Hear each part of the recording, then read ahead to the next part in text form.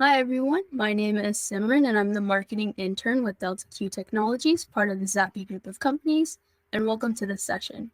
Please remember that this is being recorded and will be available to watch on demand following this session. If you have any questions throughout, please add them to the Q&A. You can find that tab to the right of your screen. Note that your questions will be sent in privately. And with that, I would like to introduce our speaker. So I'd like to welcome Conway Hui, Director of Sales Application Engineering and Customer Support from Delta Q Technologies. We'll be speaking today about battery charger effects on system energy efficiency. Welcome, Conway. Please take it away. Okay, thanks, Simran. So, as she said, we're talking about battery chargers and energy efficiency in this short session. What I'm going to go through is how battery chargers affect energy efficiency, some worldwide energy efficiency regulations, and then some other charger features that can help with overall energy efficiency of the system. Uh, from this session, I hope that you'll understand energy efficiency regulations worldwide, especially for chargers and smaller chargers specifically, and then also be aware of other energy saving features that you might use in your system as related to chargers and the battery. I've been at Delta Q for almost 16 years now, so I've seen a lot of different use cases and applications come across my desk, and the development of all of these charger energy efficiency regulations that has happened over that time. I'll start with a case study, and actually one of the very first case studies and industries that were um, regulated by the charger energy efficiency regulations was golf carts. And so at the time, this took effect in January 2013 for golf carts. So at the time, Club Car in this case, they were in the process of changing their standard charger anyways. And so they took the opportunity to not only comply with the California Energy Commission, which was the first um, body to regulate battery charger efficiency. So Club Car took that opportunity to comply with CEC and also upgrade their charger. So they upgraded to what they call the ERIC charger. You see on the right there. And that ERIC is an acronym for efficient, reliable, intelligent, connected charger. And so ERIC was part of a bigger plan at Club Car to modernize their whole product line. Okay. So with ERIC, Club Car got a CEC compliant charger, but also one that was sealed, so it was more reliable and stood up better in dirty, wet golf cart barns, where they're cleaning the charger with power washers. They also got a charger with built-in intelligence, which also provided better charge quality and better battery life. And that intelligence also contributed to diagnostics. So in the end, when the customers, being the golf courses themselves, they compared the electricity usage and the controlled amount of overcharge with a more efficient charger, there was overall lower electricity costs. And when they have fleets of vehicles or machines of dozens or even 100, 150 golf carts, it's a big difference. That saves the end customer money and also helps the environment. So that's a really good use case to look at. Okay, so how do battery chargers affect energy efficiency, the energy efficiency of the overall system? The way to look at this is that it's not a simple problem. Right? So here's the system map, a general system map of AC/DC conversion. It's not just the charger. So there's the charger hardware itself. There's also the cabling in and out of the charger algorithm, like how it uses that energy and puts it into the battery, and then the battery itself, the battery chemistry, the battery construction, all of that contributes to the overall system efficiency from the battery and charger side, right? There's also the efficiency of how well that energy gets used by the cart, which is not something we're necessarily going to discuss in this session. So let's just look at some other historical charging technologies and how they compare and kind of why these regulations came into place, kind of to encourage the adoption of the more efficient high frequency technology. So you see here on this chart, the hardware efficiency itself for high frequency is typically around 90% and more efficient than the older ferroresonant or SCR technology, which are around 80, 82%. So that's the hardware itself. We've also observed that length and gauge of the AC and DC cable can influence the total system efficiency. So we'll talk again about that a little later. And other things that can affect it are the charge return percent, which is influenced by the charging logic and the charging algorithm itself. We'll talk about that again later as well. And lastly, also the efficiency of the battery chemistry or construction or the style of battery itself is also going to influence that efficiency. So you end up with a total overall system efficiency percent based on all of those different factors.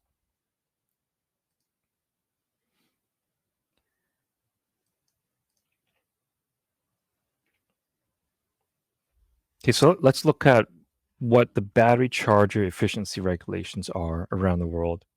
And we're going to start in North America because that's where battery charger efficiency regulations got started. And that started at the California Energy Commission, like I said, back in 2013. So over 9 years ago now. And actually, Oregon has also adopted the same regulations. So for CEC, the regulation applies to all non-consumer chargers, but they also included golf carts in that. So non-consumer plus golf carts. And all those chargers have to be labeled with that BC in a circle mark to show that they're compliant. Okay. And so non-consumer, when we look at DOE, which is Department of Energy in the US, which applies to all products across all states, not just California and Oregon, that only applies to consumer products because the DOE only has jurisdiction over consumer. I don't believe they had jurisdiction over non-consumer or industrial products. So the difference in what is a consumer product or not is whether or not it's sold in quote unquote commerce, right? So can the average person just go to a store and purchase this product? So generally with a golf cart charger, they can't really do that. You know, they could go to a dealer, but it's not really where a regular consumer goes to buy things or to buy parts for their home use. So everything else is considered a consumer product. So lawnmowers, any kind of recreational vehicles, those are all consumer products. All of these use the same test procedure, just a slightly different standard for DOE versus CEC. Now over in Canada, much smaller market, but they adopted the same test procedure, and that applies to all products. Okay, so all products in Canada, all battery chargers must comply with the NRCan, with the same test procedure and very similar standards. And that has to be marked as well and also verified in a certified lab and marked by a certification body with Energy Verified. In this case, Delta uses CSA, and that's the label that we put on the charger. So let's take a look at this test procedure that everybody is using. And this is for below 2 kilowatts. Okay, over 2 kilowatts is a different test procedure. It's actually much simpler. It's just a very straightforward measure of efficiency in and out on the charger hardware itself. But below 2 kilowatts, where there's a lot of volume of chargers fielded. The test procedure is actually quite interesting. So it's a 24-hour test procedure. So the time scale along the bottom of this graph here is in hours. And what you see in the beginning there is you first discharge the battery down to a certain level. Okay, what is called at 0% level. Then you allow it to rest. And then you give it a full 24 hours. So that's from hour number 6 to hour number 30 or so to fully charge the battery. So you see that happening in the charge mode section. And then it's allowed to sit for a minimum of 1 hour. So what you have is a full charge and then the charger going into the maintenance mode. Okay, so there's two criteria that are measured and compared to the regulatory thresholds, which all scale with the size of the battery. So the bigger battery, the more energy you're allowed to pull out of the wall. Okay. So the whole 24-hour energy consumption is measured over the charge and the maintenance period, and it's compared to the DC energy delivered by the battery. So that bit at the end there where you discharge the battery, what's coming out of the battery is measured, and it gets compared to what came out of the wall during the 24-hour period. And that includes the maintenance modes. And that's why it's important to look at the logic in the charger and what it's doing, even when it's not charging. So there's a second measure, and that is the charger's maintenance mode energy, where when it's not charging and it's supposedly in a standby state. That is also averaged over the last 4 hours of the 24-hour period and also measured. So if you have a charger that's drawing energy from the wall but not actually doing anything as far as charging the battery, that can really influence the outcome of the test. Okay, but the battery charger, actually the whole system, right? If you think about it, because it's measuring both the charger efficiency and the battery efficiency, the whole system has to pass both criteria. So the energy in and out criteria, and also that standby energy criteria. So we think this is actually a pretty thorough test. And sorry, there's a small mistake there. It is over 3 kilowatts, not 2 kilowatts.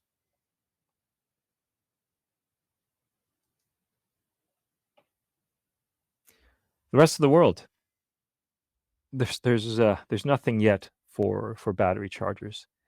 So the IC has efficiency regulations for other appliances, mostly consumer appliances at home.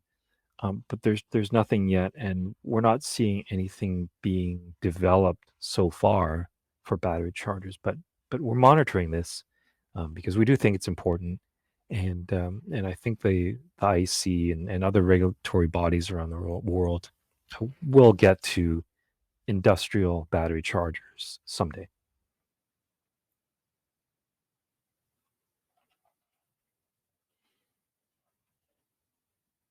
The charger features. So what are the charger features? What are the charger features that help?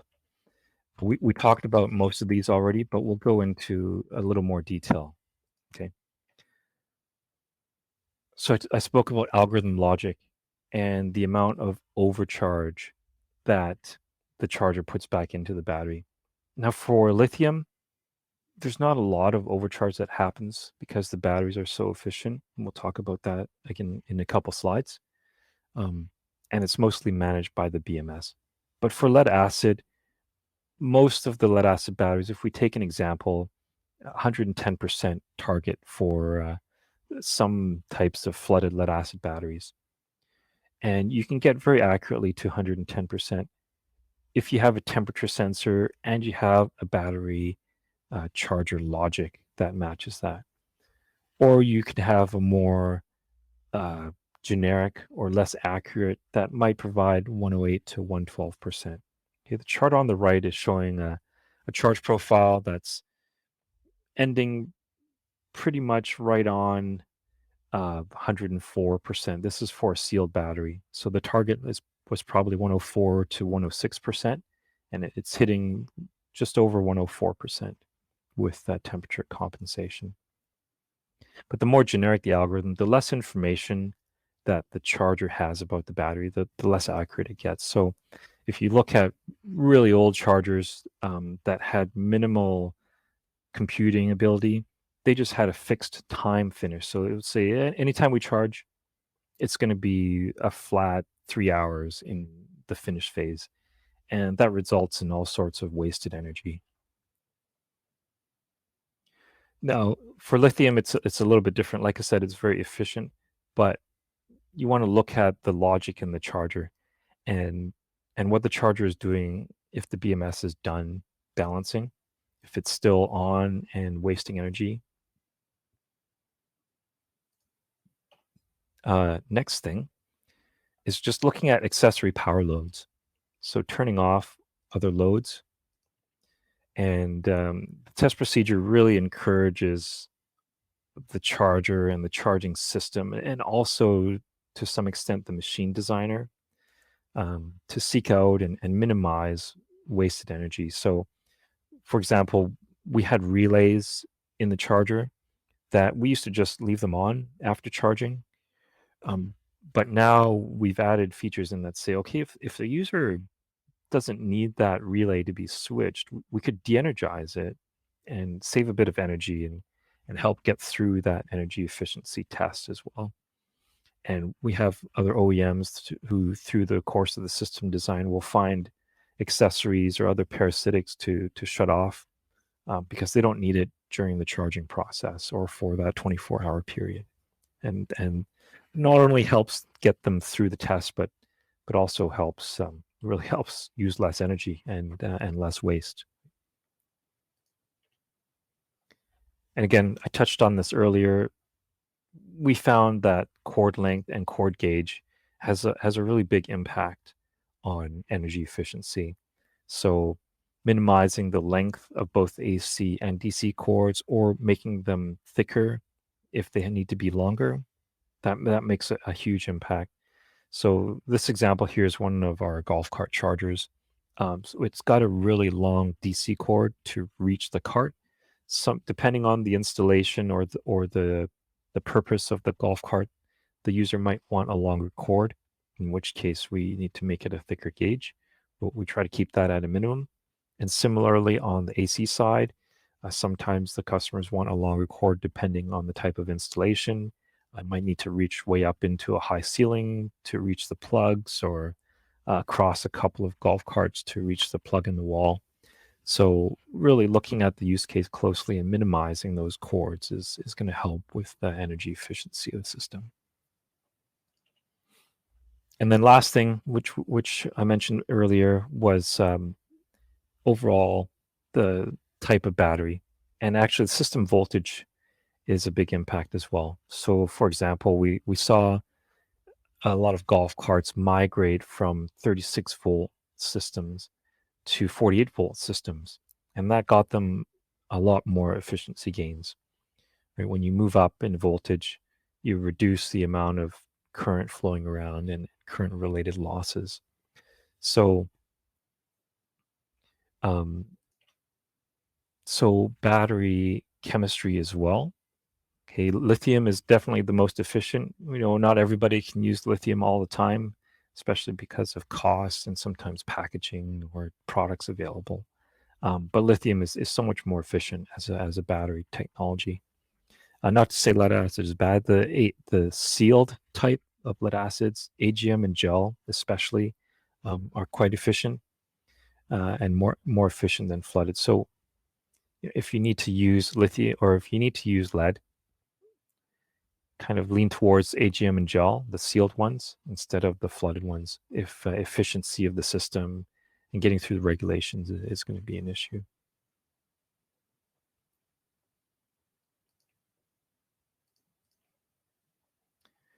So this is a pretty short session, meant to be quick, and some takeaways here is North America, US and Canada mainly, regulates battery charger efficiency in almost all markets.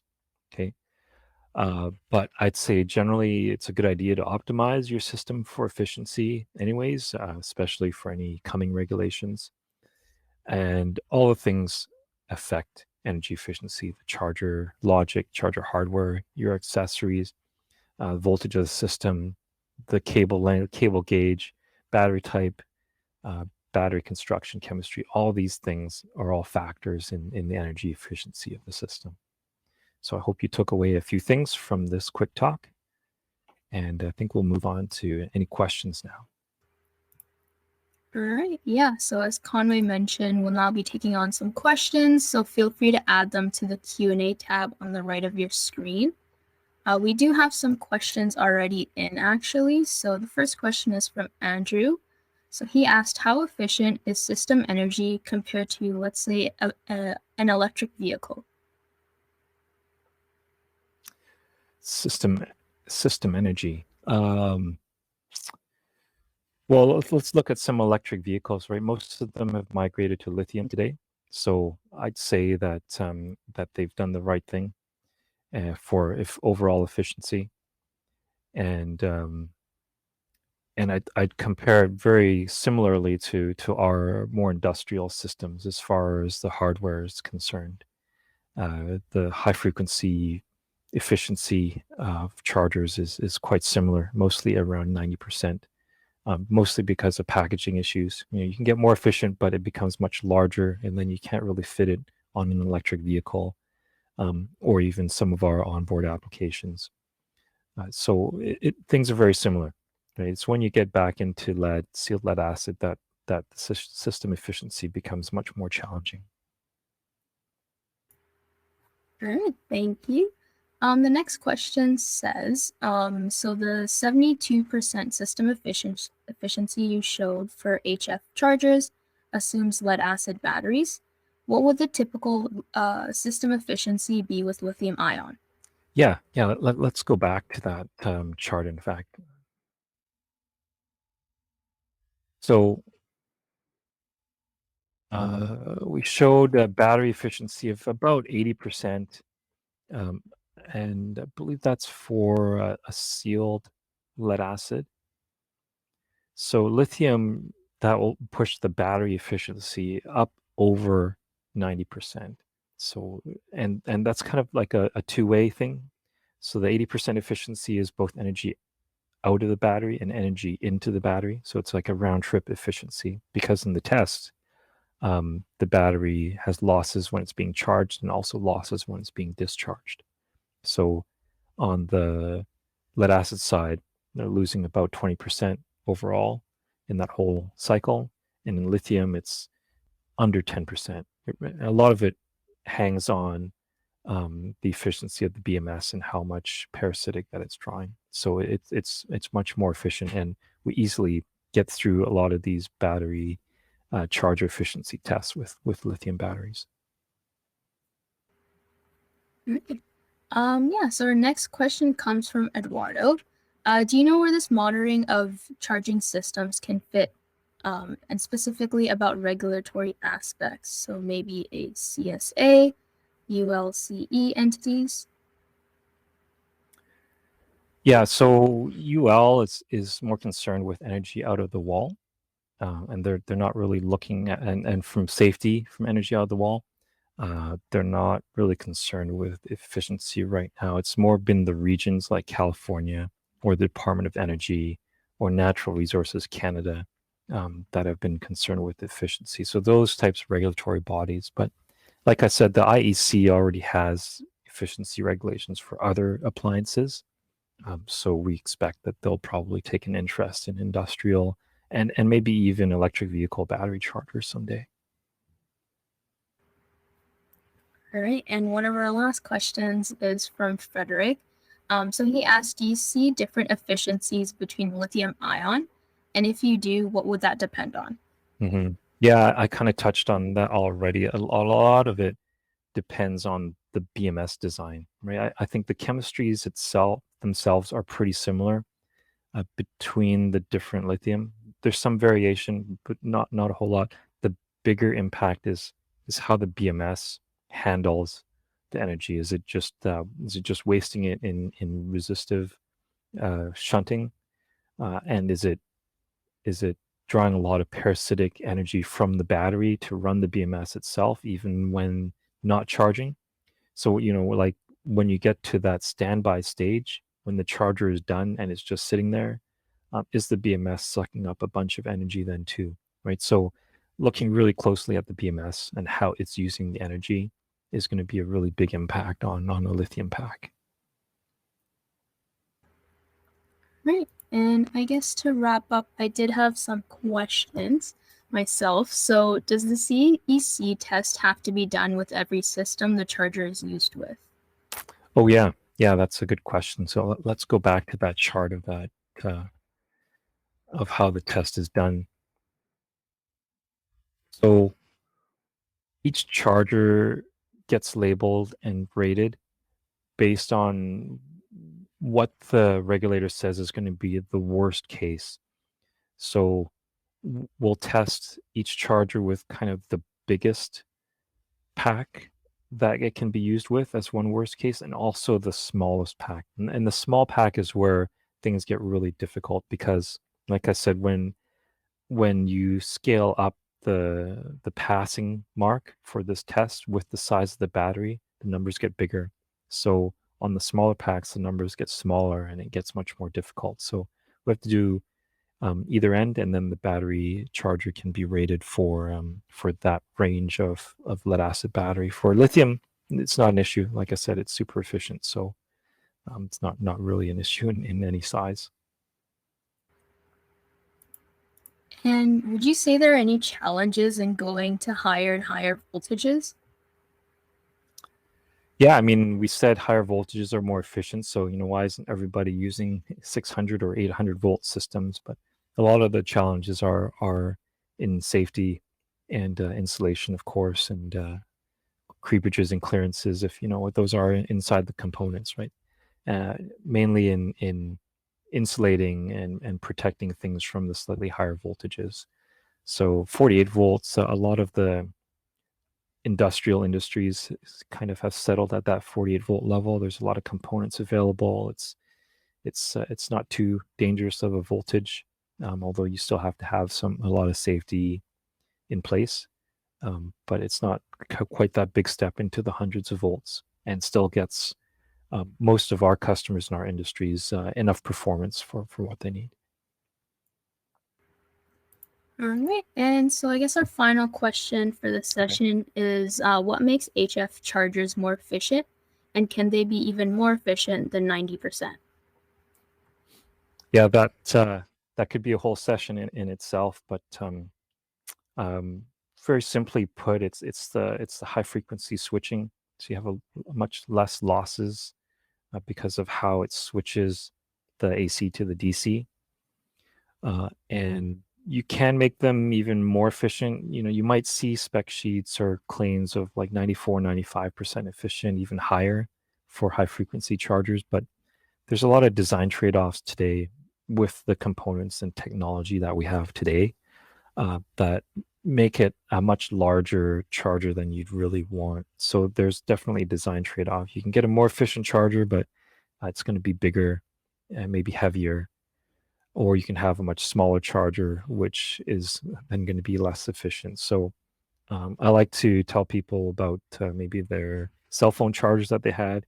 They actually were quite really small before, and then they got bigger, and that's because of exactly the test that you're looking at here that forced them to be more efficient. All right. So I think that pretty much wraps it up. Thanks, Conway, for your presentation and insights, and to you all for joining and participating in this session. So that wraps up our session on battery charger effects on system energy efficiency. Feel free to visit the Delta Q Expo booth for any more information or if you have any other questions, or join other sessions in the lobby.